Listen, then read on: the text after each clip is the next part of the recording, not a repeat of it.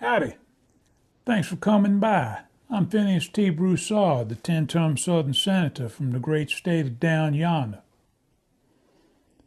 I told you all last time we talked that I keep thinking and writing and, of course, sipping about this fake business and Trute and Facks and two of the Tenda links, that is, common values, that been missing in action. My very close personal friend, Pat Moynihan, once caught some sneaky publicans diddling with the numbers and told them real clear, you're entitled to your own opinion, but not your own facts. But if old Pat alive today, he'd be the first to say, we got to have ourselves a little chit-chat. Because after he chiseled that invincible standard and granted then, he'd be disgusted to see it near beat to death today by cowardly supposed leaders trying to lead with strategic denial designed to mislead, trying to alter reality itself. He'd probably say something like, ladies, Facks and Trute come to Capitol Hill virgins, now being abused by most of the folks there. Maybe someone should report these publicans for assault, because their widespread assault on it. Trute and Facts feel to me like the beginning of the end. I know some world-class lies through 60 years in the Senate. Did I mention? Never mind. But I can tell you, every one of them being all the smudge, the biggest lie in history beside the Reichstag and back today and maybe the Kremlin now. But here in America, just ain't no reason for that, except the misinformed, the hope for uninformed, so they follow you blindly and seem they zombie walking off a cliff. And the trouble is, of course, they could be dragging the rest with them. There's more to it, a lot more, and I'll come back to that. For now, I tell myself just human nature, which been the same as long as geese gone barefoot. Probably be the same till they get galoshes, which according to the climatologist won't be much longer. So remember, you see geese wearing clumsy footwear? You know the scientist is right, again, and the publicans is wrong, as usual. No wonder coffee and beer ain't tasted the same since I supported some Republican back to 50s. You get right down to it, our tender links, those shared core values and beliefs which really are tender, they shape our character and help us discover who we're going to be as individuals and as people. So those you ain't got no core values, old Finn here recommend you start thinking and get some. And if they don't include a bit about, say, kindness, tolerance, respect, humility, patience, and gratitude and whatnot, then I recommend you keep thinking. And if you're going to keep spending every second and every day with yourself, then get to know one another. Just a bit of scaly bark wisdom that most young saplings acquire too late. I'm going to tell you, and I hope it helps, that whenever you want to cut through all the horses here to figure what's going on, and when you really want to know what's on people's minds, that is, when you're even just a bit down for knowing how folks be thinking, then see you get round to going where the locals be drinking, where their wheels turn from elixirs that sharpen minds and loosen lips, and they feel a yearn to be problem fixers with just some kind of witty quips. My favorite watering hole, no doubt for all them minions by far, is old Jim they rave about, the Public Opinion Bar, where human nature on the same display, I'm assuming every goddamn day. Because in the Public Opinion Bar, views change, often quicker before than the news, and it's strange. Views seem to shift, some fail every hour, deemed to drift as they become stale or sour. Facts and Trute alone now when at the bar drinking, where they often hone in on what ma most thinking, and how their respective role and praises once sung, now neglected, less whole, no longer fun. We just not as appealing as we should be, Facks said. Some must have got the feeling we as good as dead. Whoever would have thought, Trute agreed, we'd be the jesters out of favor.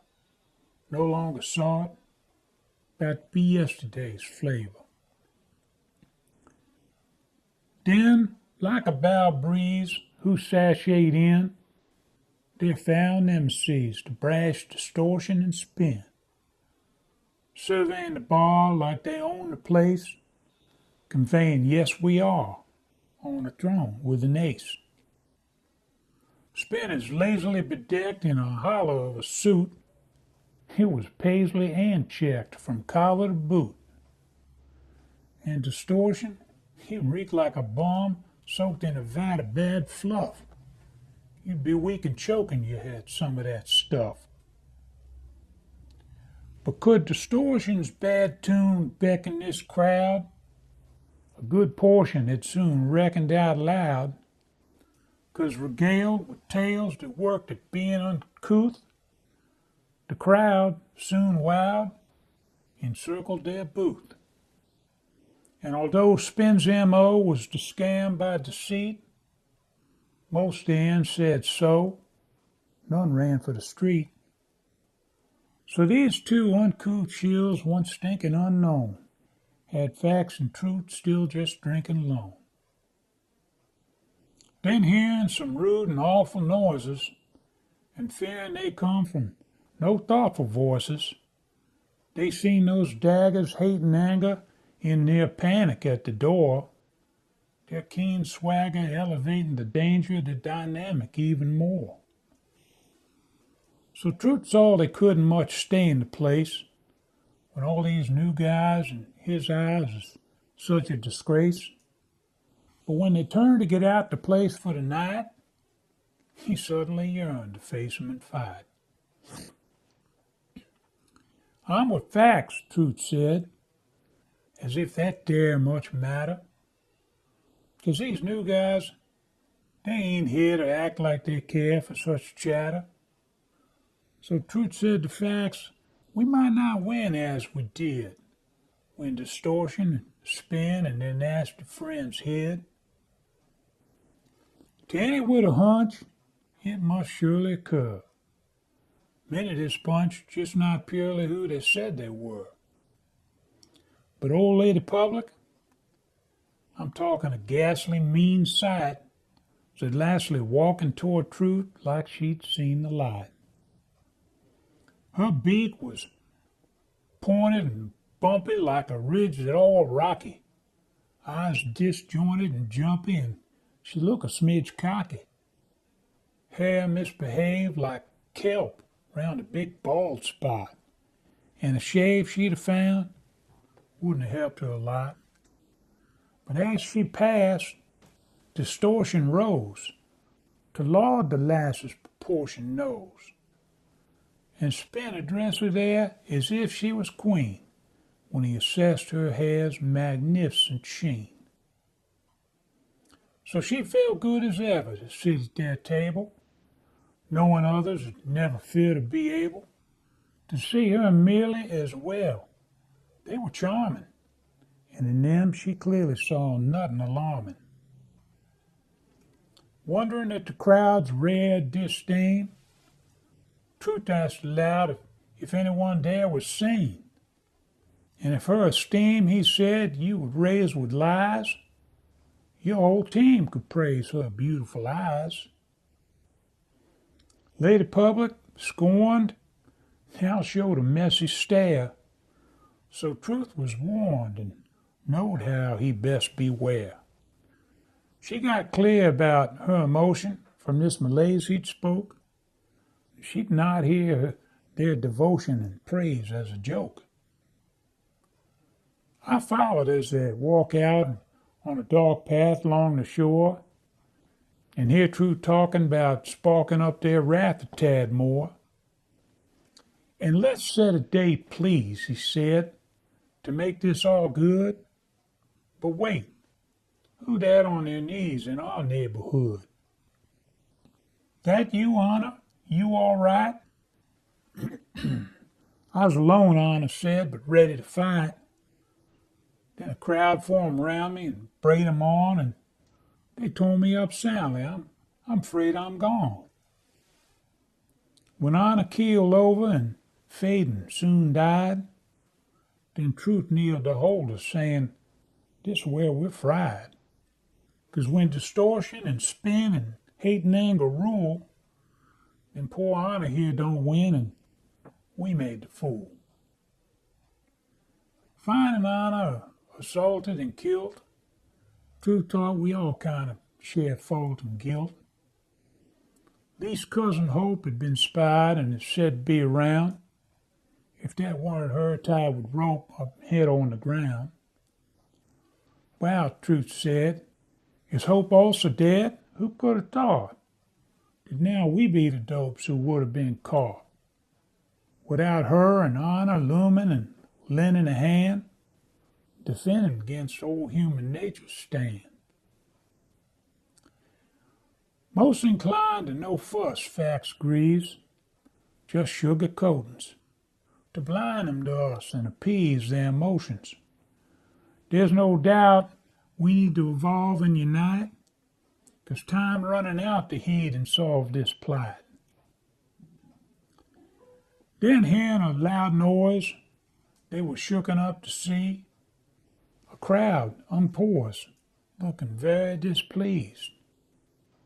"Run for it," Trute chided as he sprang to avoid 'em. But Facts finally decided he'd just hang out and join 'em. Since he did, I'm thinking all do feel lost. Then ultimate facts be too tall a cost. 'Cause the rational thinking that made us great is on the precipice, and our national fate be at the edge of a very dark abyss. To help you cope, it should be said, one quaint though perhaps key thought, that Hope and Honor not really yet dead, just lapsed, but ain't done being taught. And while Facts and Truth can still be wrong, we can smile and act to keep 'em real and strong. 'Cause deliberate distortion trying to make this sermon a game, so that lying vermin should take another name. And now that his game breeding like carcass flies in sludge, a name less deceiving might be farcical lying smudge. But talking this talk gives us no relief, just my take. It's like chalking up your own beliefs and calling the rest fake. But we can overcome the danger with just one tender link. Let's rest our views on facts and truth and not render them extinct. Well, so much for thinking, writing, and sipping. Y'all remember, listen well, learn a lot, be nice to everyone, have a lot of fun, and do your best to honor our tender links, beginning with truth and facts. See you next time. Fin out.